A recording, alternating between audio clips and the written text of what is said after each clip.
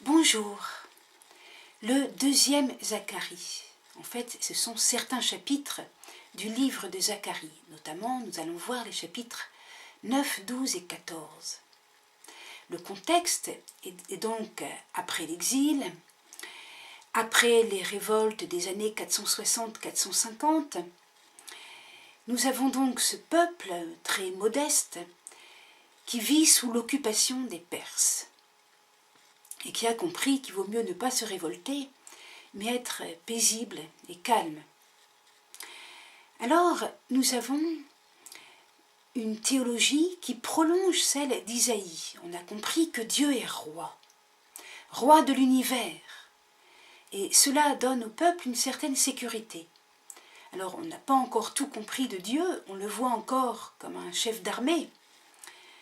Alors, souvenez-vous, Isaïe chapitre 45, « À Dieu seul sont la justice et la force, jusqu'à lui viendront couverts de honte tous ceux qui s'enflammaient contre lui. » Eh bien, Zacharie a lui aussi des phrases assez,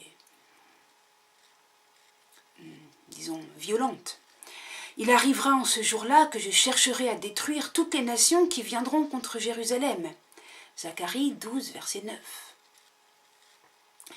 Cependant, le prophète Zacharie est vraiment un prophète de paix.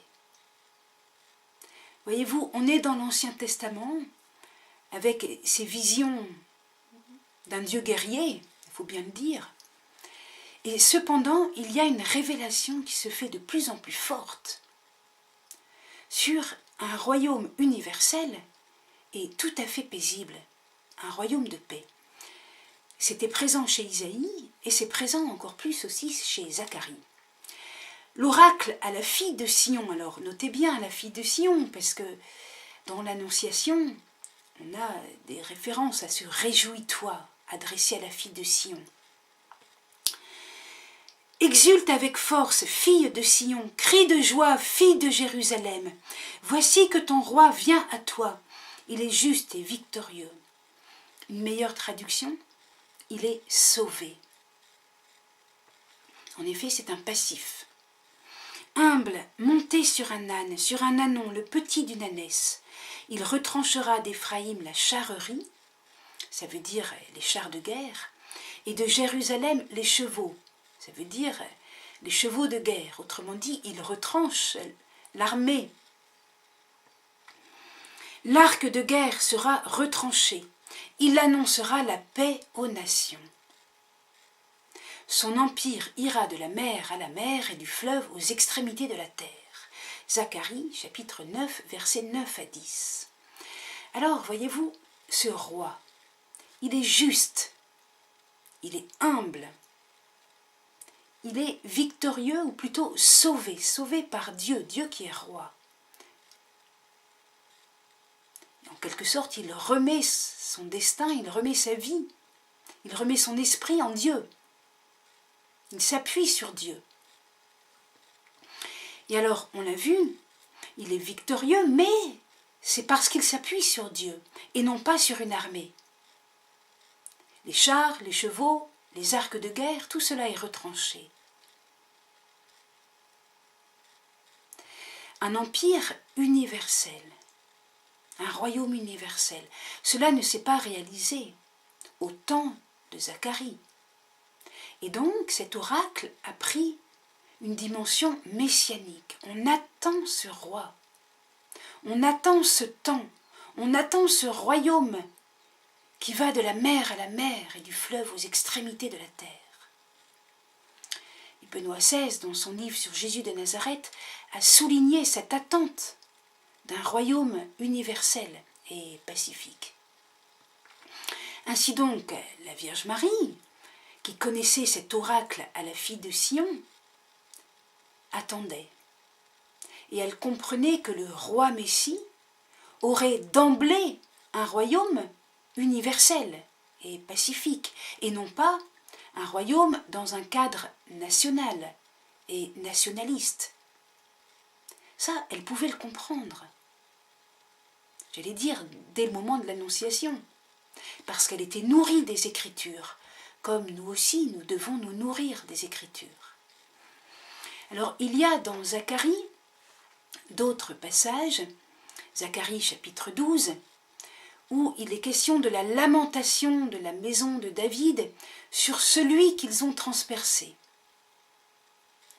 Nous avons donné un commentaire de ce verset, Zacharie 12, verset 10, en commentant le serviteur souffrant d'Isaïe, ce qui donnait un éclairage beaucoup plus riche.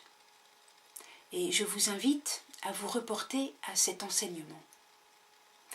Nous avons ensuite la finale du livre de Zacharie. Alors attention, cette finale, le chapitre 14, ne se passe pas dans le temps terrestre. En effet, Zacharie 14, verset 7, il n'y a ni jour ni nuit.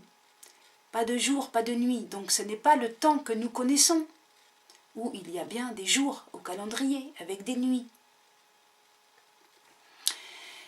Alors, dans ce temps eschatologique, qui n'est pas le temps terrestre, il y a une fête des tentes. Ah, la fête des tentes où l'on est dans l'intimité du Seigneur. Et toutes les nations montent à Jérusalem. Ça fait du monde. Et ceux qui ne montent pas, ils sont dans le châtiment.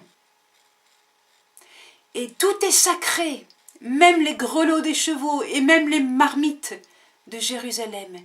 Autrement dit, il n'y a plus de barrière entre Israël et les nations, ni entre le sacré et le profane. Ce qui n'est pas pour la vie de la terre. Sur la terre, même chez les chrétiens, il y a encore un temps sacré, le temps liturgique, un espace sacré. Dans nos églises, il y a tout de même le Saint des Saints avec le tabernacle. Donc, la différence entre le sacré et le profane, bien sûr, plus on s'approche de cette réalité du royaume eschatologique, et plus on comprend que tout est sacré, y compris aller rendre visite à un malade, aller au travail, prier dans le métro. Tous les lieux deviennent lieux de présence de Dieu. Tout devient sacré, ce qui n'empêche pas qu'on ait des temps de prière privilégiés. On n'est pas encore au ciel. Voilà donc la finale de Zacharie qui est une vision, on dit une vision eschatologique. Voilà. Alors, cohérence de la révélation, j'en ai déjà dit un mot sur l'oracle, la fille de Sion, qui a nourri la prière de la Vierge Marie.